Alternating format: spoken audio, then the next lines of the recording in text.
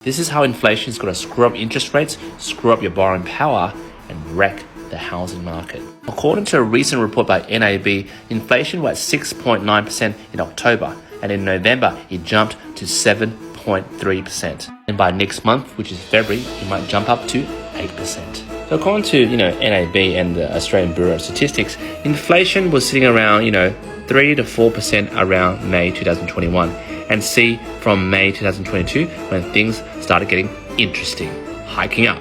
So I read the report, so you don't need to. So the significant hike in inflation in terms of different categories, as you can see from the housing category, 9.6%, labor costs, construction costs, food, as you can see from Woolies, 9.4%, transport, fuel, 9%, furniture, household equipment, imports that are expensive, and recreation and culture, you guys spending it up over there. So what it seems like is the RBA is increasing interest rates, making lending more expensive. But people during Christmas, as you can see, went nuts. Spent over $2 billion on consumer goods and shopping. So the thing is, do we really care about inflation? Why are we spending so much? Here's another graph that breaks down those categories. As you can see, from 2018 to 2021, prices were hovering around over here, like it was affordable.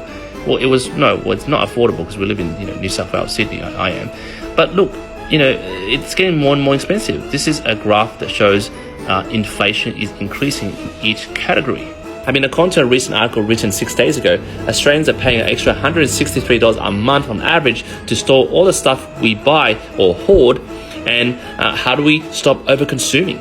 Guys, we're fighting inflation, which means the RBA wants us to stop spending so the price goes down. Yet we are doing the opposite. We're spending more. We're hoarding the stuff that we have.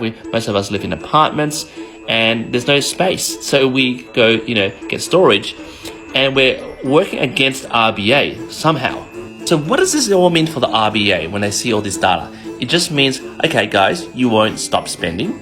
Well, we're going to keep jacking the interest rate. So in February, January was supposed to be a rate hike, but they took a holiday. So rather than 25 basis points, there may be another 50 basis points. We're at 3.1% interest rate. It might go up to 3.6. But if you guys don't listen and stop spending and stop, buying all that crap, it might go to 4%. It might even go to 5%. What do you think? Is that going to crash the housing market? You let me know.